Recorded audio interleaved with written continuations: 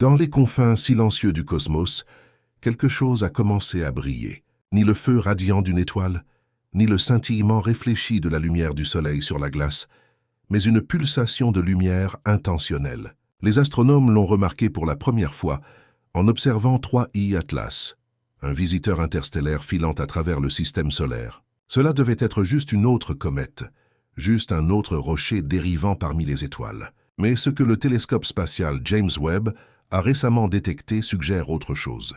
Un nouveau type de lumière. Une lumière qui ne reflète pas, qui ne se disperse pas, qui brille. Comme si elle était créée, comme si elle était conçue. Au début, cela a été écarté. Juste une autre anomalie exagérée. Peut-être un problème de caméra. Peut-être de la poussière. Cependant, la lumière a persisté. Et puis, elle s'est intensifiée. Et maintenant, quoi? Les scientifiques ne savent pas comment réagir. Parce que les motifs de luminosité ne suivent pas les règles naturelles. Seule une lumière artificielle est à blâmer. Les implications laissées à nu sont terrifiantes. Alors qu'a découvert exactement James Webb? Et pourquoi la communauté scientifique est-elle dans un état de panique silencieuse? Restez avec moi, car ce que vous allez entendre pourrait changer tout ce que nous pensions savoir sur qui ou quoi nous observe depuis l'obscurité. Dès l'instant où 3I Atlas a été repéré, les astronomes ont senti que quelque chose n'allait pas. Oui, il se déplaçait comme une comète. Oui, il semblait suivre une trajectoire interstellaire classique. Mais sa luminosité, un niveau de luminosité incroyable, refusait d'être expliqué. À une distance de plus de 400 millions de kilomètres de la Terre, cet objet brillait avec une magnitude de 16,4. Selon les normes astronomiques, ce n'était pas un brasier éclatant, mais toujours pas assez lumineux pour un objet de cette taille.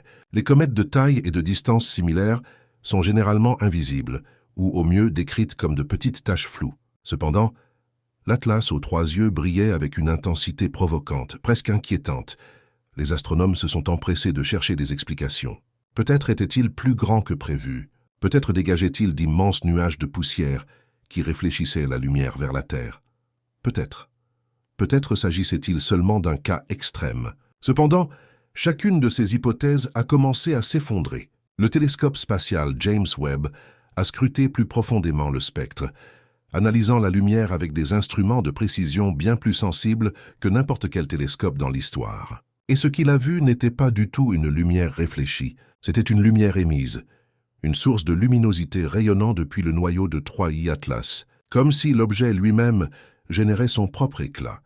L'idée qu'une comète puisse produire sa propre lumière contredit les règles fondamentales du comportement des objets dans l'espace. Les objets naturels ne produisent pas de lumière visible significative, à moins d'être des étoiles, ou chauffés à des milliers de degrés. Cependant, le profil de luminosité de 3I Atlas ne correspondait à aucun modèle de comète existant.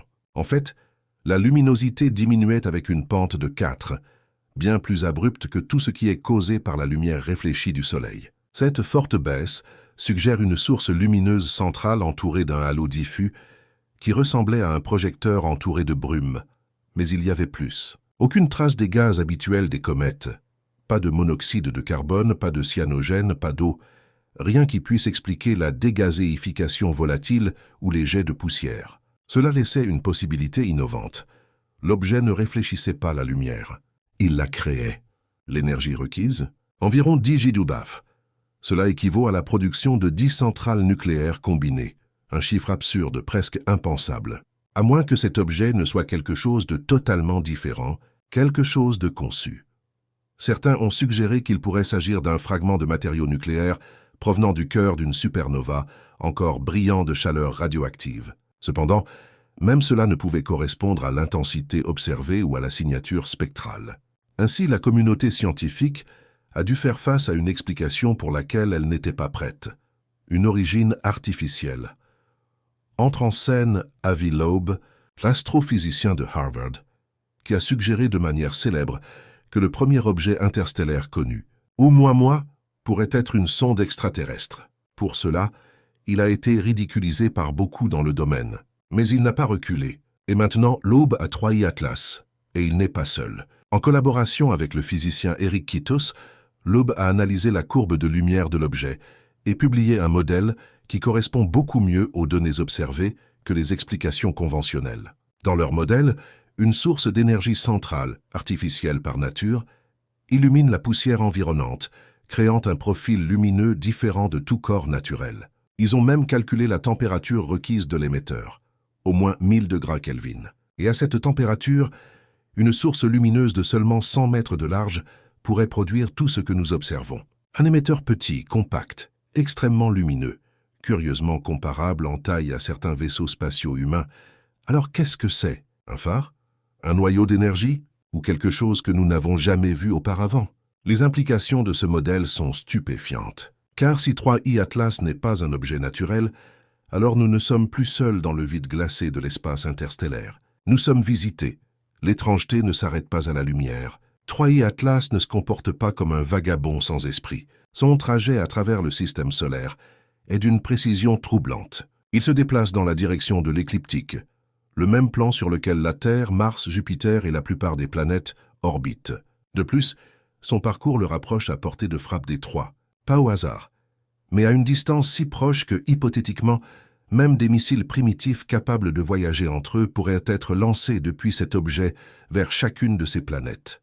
Encore plus glaçant, lors de son approche la plus proche de la Terre, celle-ci sera de l'autre côté du Soleil, efficacement hors de vue pour une observation réelle, semblable à un passage caché conçu pour échapper à la détection au moment le plus critique. Coïncidence? Ou ce survol cache-t-il un complot plus sinistre? Certains théoriciens ont commencé à suggérer que le nuage de poussière environnant pourrait ne pas être naturel non plus, qu'il pourrait s'agir d'un essaim de machines microscopiques, de la nanotechnologie collectant de la matière d'autres étoiles pour l'utiliser comme carburant.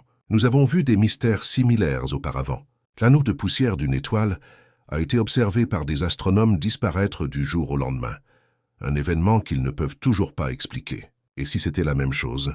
Imaginez que 3I Atlas soit en train de récolter. Des semaines après que l'anomalie initiale a été enregistrée, l'équipe de James Webb a étendu sa surveillance au spectre sombre, micro-ondes, infrarouge et la majorité de la bande radio, d'une manière curieuse. C'est là que les choses ont pris une tournure encore plus sombre.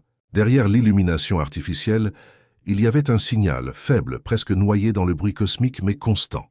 Il pulsait de manière rythmée, mais pas aléatoire. Une séquence qui se répétait toutes les 7,2 heures, ce qui est trop long pour un délai de rotation naturelle, pas assez court pour être une interférence. Quoi alors? Ce qui a le plus stupéfié les chercheurs, c'est sa gamme de fréquences. Précisément dans une bande étroite utilisée par les satellites de communication militaires et réservée basée sur Terre pour des transmissions sécurisées.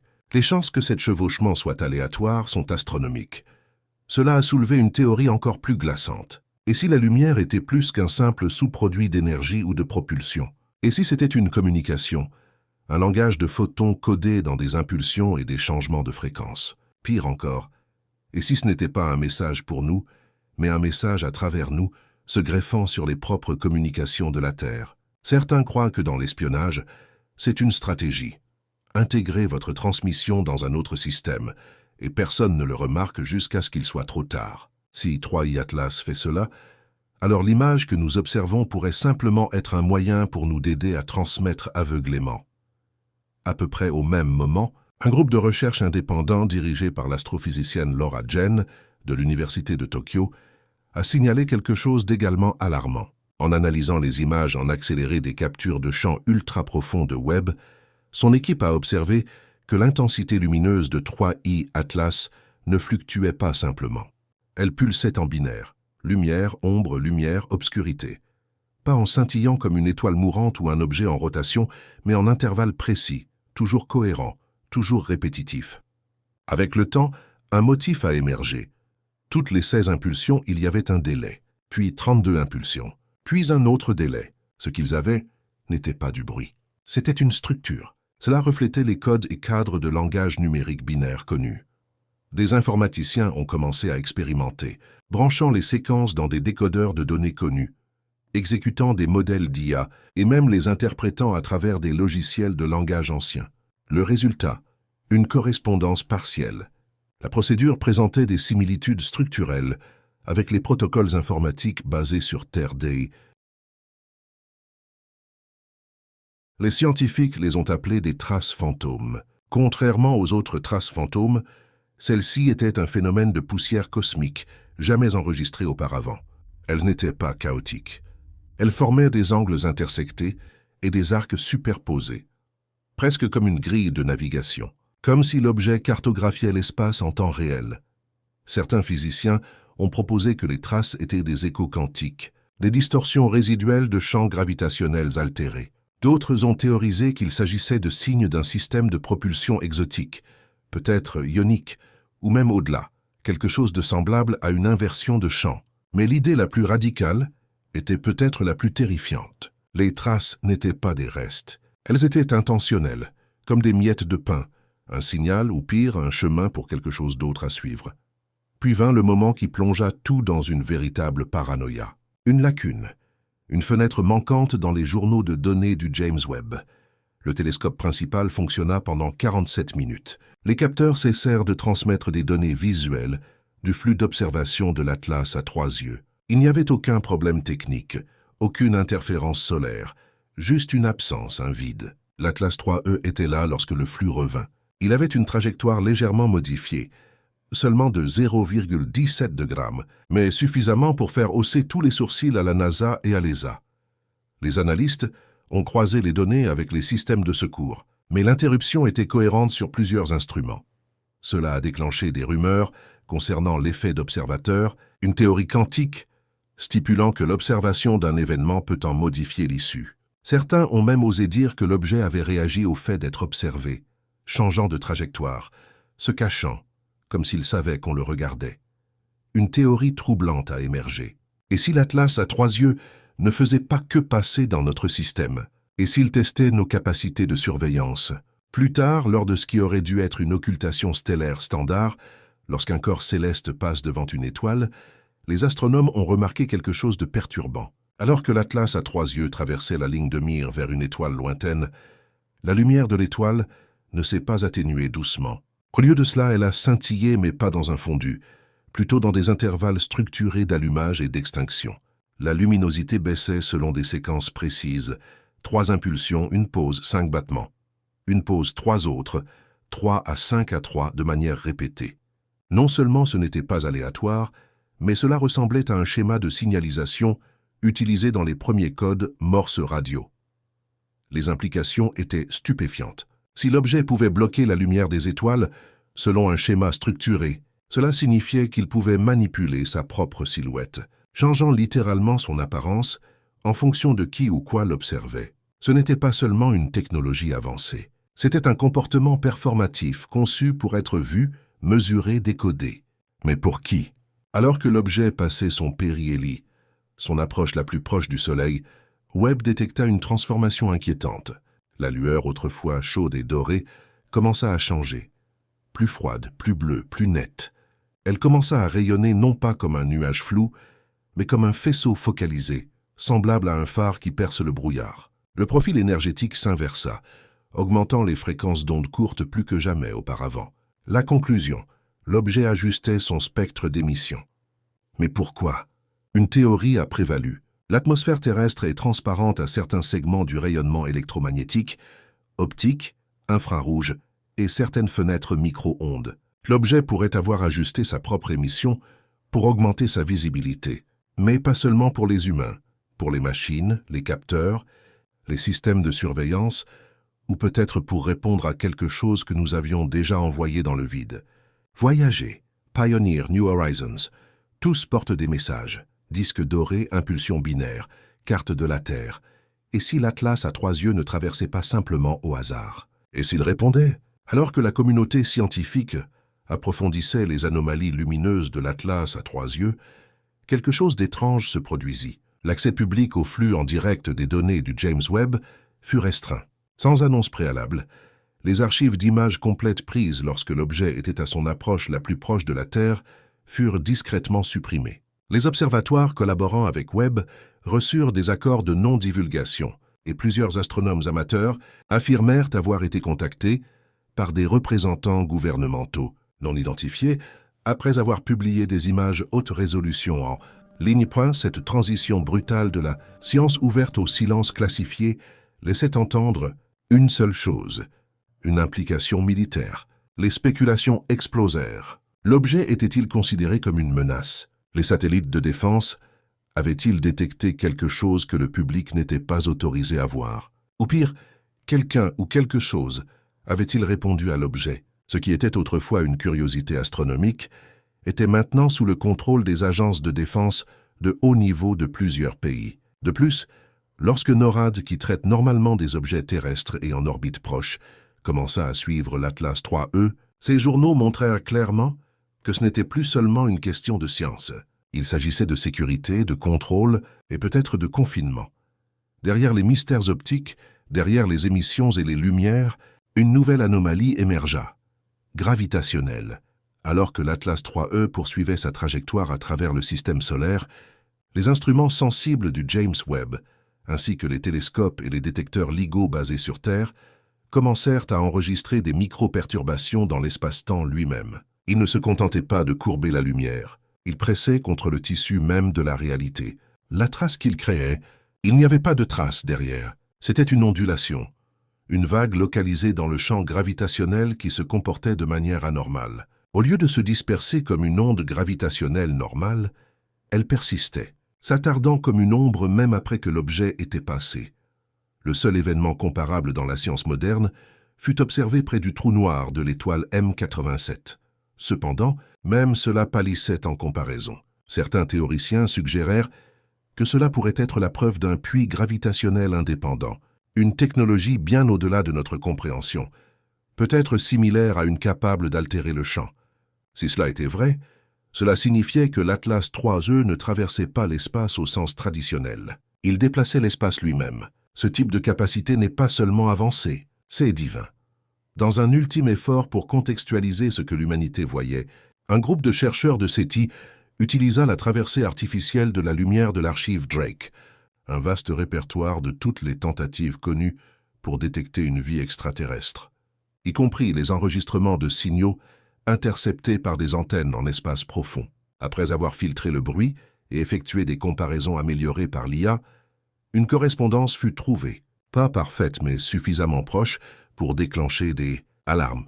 Le motif observé dans l'Atlas, à 3 yeux, présentait une ressemblance frappante avec une brève impulsion unique détectée en 1998 par l'Observatoire d'Arecibo, un signal rejeté à l'époque en raison de sa courte durée et de sa fréquence irrégulière. En l'analysant à nouveau maintenant à travers la structure des impulsions de l'Atlas à 3 yeux, le contexte devint étrangement inquiétant.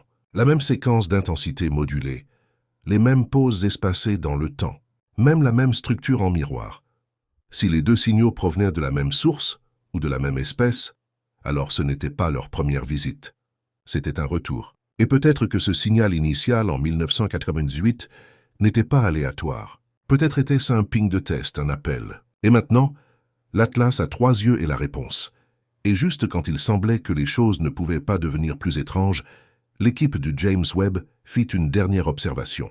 L'Atlas à 3 yeux semblait réfléchir quelque chose vers la Terre. Au début, cela semblait être une simple lecture d'albédo, la lumière rebondissant sur la surface. Mais un examen plus approfondi révéla que le signal réfléchi avait été altéré, déformé, comme s'il était vu à travers une lentille ou un dispositif plus complexe, un filtre. Ce qui était sur Terre, transmis dans l'espace par la radio, la télévision et les ondes radar, était réfléchi en retour. Cependant, ce n'était pas la même chose. Le signal qui revenait était filtré à travers des motifs de symétrie, d'interférence et de modulation. En essence, c'était comme un remix délibéré de l'histoire des émissions de la Terre. Nouvelles, musique, rapports, impulsions numériques et échos, mais une version tordue de nous-mêmes. Comme si quelqu'un ou quelque chose répondait non seulement avec de la lumière, mais avec notre propre voix jouée dans un ton inconnu. Cela souleva une question finale, terrifiante. Et si le signal était un miroir, un test, non seulement pour voir qui nous sommes, mais comment nous réagissons les uns aux autres? Dans le vaste silence du cosmos, la lumière a toujours été notre seul murmure, une trace infime laissée par les planètes, les étoiles, les comètes, et maintenant quelque chose d'autre, quelque chose qui ne se comporte comme aucun.